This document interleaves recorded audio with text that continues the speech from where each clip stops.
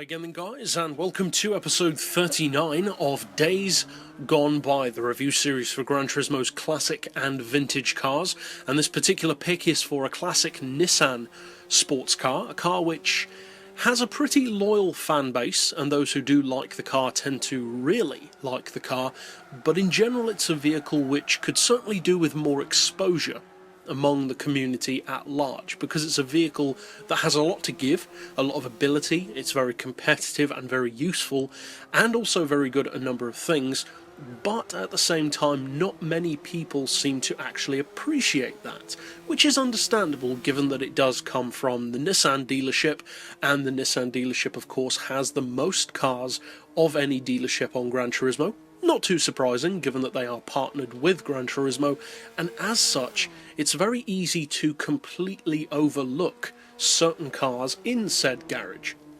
Especially when you're probably looking at the higher end of the PP and price range, it's very easy to overlook the smaller cars, the older cars, the cheaper cars. And this car, though in its day it was quick to say the least, now, compared to modern cars, in its stock form, it doesn't seem that great.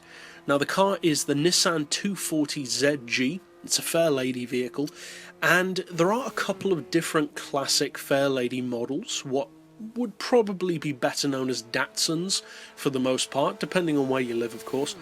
But this particular model, I would say, is the best of those classic Fairlady-shaped vehicles to go for. And one of the main reasons why is because of its weight. Now, you can get another version called the 280Z, but that car weighs around 200 kilos more than this car. That weighs over 1,000 kilos. It has similar power, 305 to this car's 309, but this vehicle only weighs 843 kilos.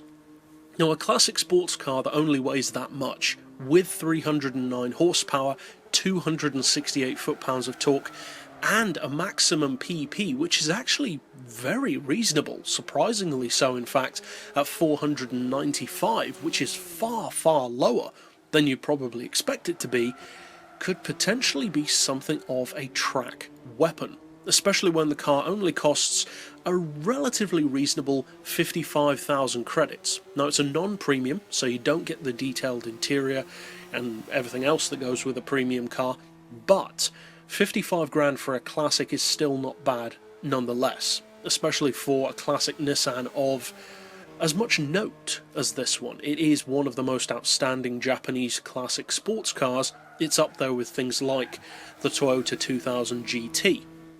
Now, the Toyota, for whatever reasons, does get much more exposure, but I don't think it deserves to have more. Yes, it is a quicker car, but it's also a lot more expensive, and this vehicle has a lot of the same attributes as the Toyota. It's even a very similar looking vehicle, but for a much lower price, and for, I would say, more of a sleeper appeal, this is the better of the two. Now, that's mainly due to the fact that it is an underappreciated vehicle, so it's not, technically speaking, more of a sleeper car, it's just more people don't know how good it is.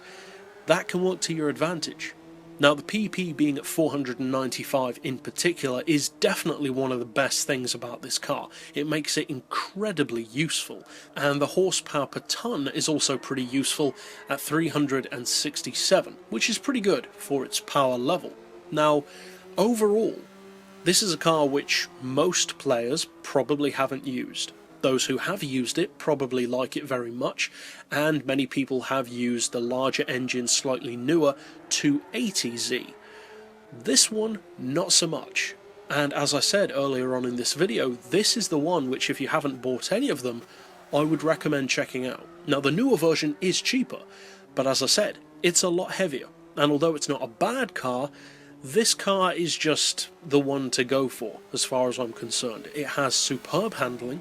You can feel how light it is. It's very easy to drive. It has enough power to get the job done, but not so much that it's constantly trying to wheel spin or slide out or just be awkward in general. It's a very malleable car. The car feels very much like it does what you want it to do, rather than with some other performance cars, not just classics but newer ones as well, which feel more like you're a passenger, ironically enough. It feels like the car kind of does what it wants to do and you just guide it in a particular direction. That's not the case with this car. It's totally malleable. It feels like a weapon. It feels like an efficient tool around the track. You can do exactly what you want to do with the car. You put it wherever you want it to be on the road and it'll do what you want it to do. The fact that it's relatively compact in terms of height and width in particular, it's light, it has low slung weight, and the fact that, as I already said, the power is just enough to get the job done, all put together, just make this car really a joy to work with. And if you need any more proof, that's coming from someone who doesn't even like the car. Not that I dislike it, I just don't particularly care about any of the classic Fairlady vehicles. So that being said, given that I'm not a fan, you should be able to get at least some kind of idea of how good this could be if you do turn out to love it. If you're already a fan of these cars, you won't be disappointed because it's very, very good. So I definitely recommend checking this one out, in particular of the classic Fairlady range. And that's it overall for this particular pick. So I'll see you guys next time, and as always, thanks for watching.